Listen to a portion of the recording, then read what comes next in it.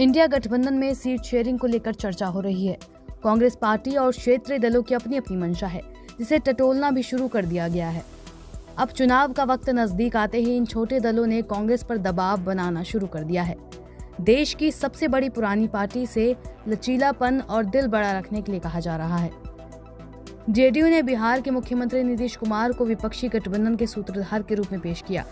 साथ ही कहा कि भारतीय राजनीति में केवल कुछ ही नेता हैं जो उनके जैसा अनुभव रखते हैं।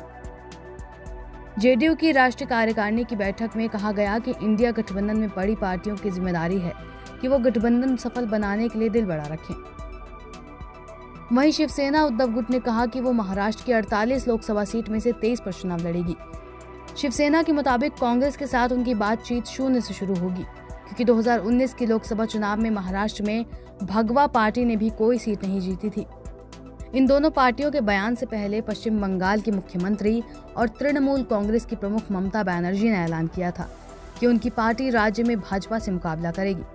उन्होंने गुरुवार को उत्तर 24 परगना में कार्यकर्ताओं की एक बैठक में कहा कि देश में बीजेपी का मुकाबला इंडिया से होगा, लेकिन पश्चिम बंगाल में बीजेपी के खिलाफ लड़ाई का नेतृत्व टीएमसी करेगी।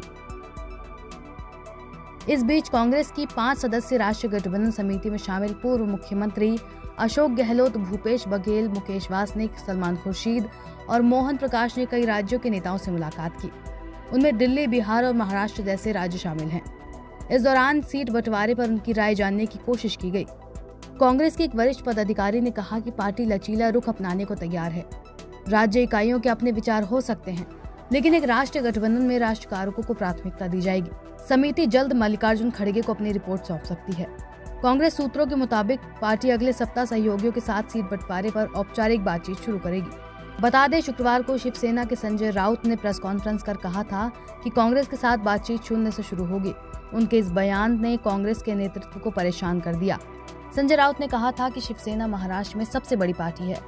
कांग्रेस एक राष्ट्रीय पार्टी है, हम उनके नेतृत्व से बातचीत कर रहे हैं, चाहे वो राहुल जी हों, सोनिया जी हों, खड़गे हों, वेणुगोपाल हों। कांग्रेस के निर्णय लेने वालों के साथ हमारी बातचीत सुचारू रूप से आगे बढ़ रही है। वहीं कांग्रेस नेता मिलन देवड़ा ने राउत को याद दिलाया कि कांग्रेस महाराष्ट्र विधानसभा में सबसे बड़ी विपक्षी पार्टी है और विपक्ष का नेतृत्व कर रही है। उन्होंने कहा, मैं संजय राउत को बताना चाहता हूँ, कोई भी गठबंधन महाराष्ट्र के स्थानीय नेतृत्व से परामर्श लिए बिना आगे नहीं बढ़ सकता। वहीं जेडीयू ने विपक्षी दलों को एक साथ लाने के लिए नीतीश कुमार की सराहना की।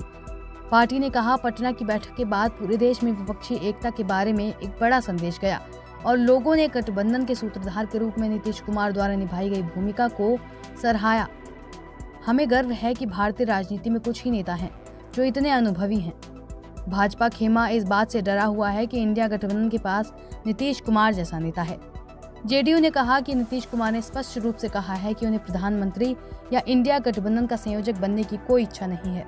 साथ ही ये भी कहा कि लोग इंडिया गठबंधन को आशा के साथ देख रहे हैं। जेडीयू ने कहा कि गठबंधन में बड़े दलों की बड़ी जिम्मेदारी है। सूत्रों के मुताबिक कांग्रेस के राष्ट्रीय गठबंधन समिति ने राज्य इकाइयों से उन सीटों के बारे में राय मांगी है जहां पार्टी पिछले चुनाव में पहले और दूसरे स्थान पर रही थी। सीटों की जाति संरचना और उन सीटों का वर्गीकरण करने के लिए भी कहा गया है जहां पार्टी मजबूत और कमजोर है।